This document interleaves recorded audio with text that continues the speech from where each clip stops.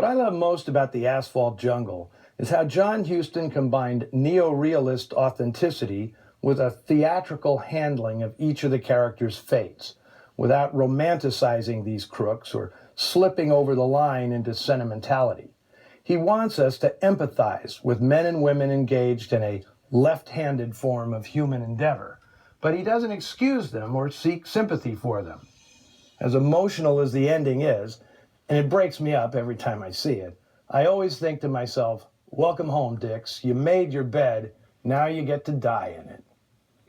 The Asphalt Jungle was a landmark in the history of heist films. When Hollywood had previously made movies about professional thieves, most often they were high-toned Robin Hood-style rogues like Arsène Lupin, or crooks played for laughs like Edward G. Robinson plotting a big bank job in Larceny Incorporated.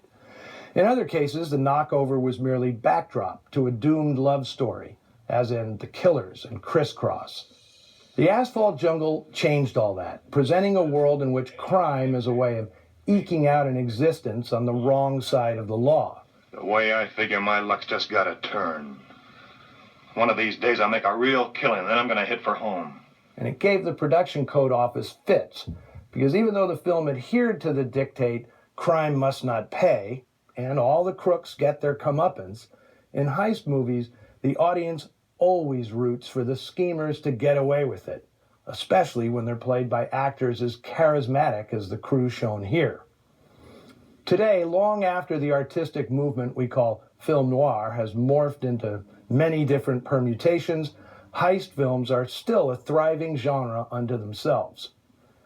Two people deeply inspired by The Asphalt Jungle were French director Jean-Pierre Melville, who would go on to make a number of caper films in the 50s and 60s that clearly owed a debt to Huston's movie.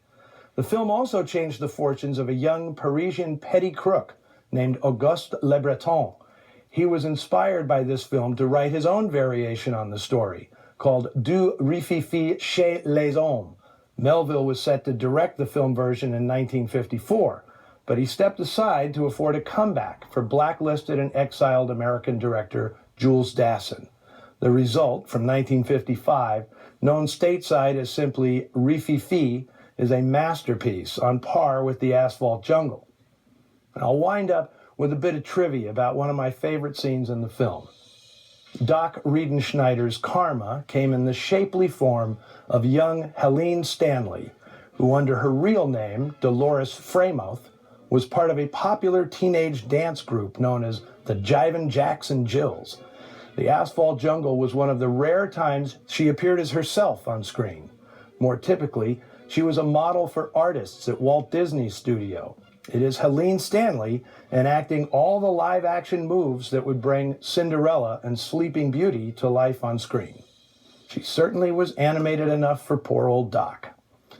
Now, while we're awaiting next week's offering on Noir Alley, the terrifically dark melodrama Nora Prentice, starring Ann Sheridan and Kent Smith, be sure to check in with us on the Noir Alley Facebook page and Twitter feed.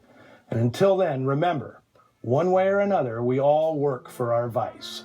So why don't you quit crying and get me some bourbon?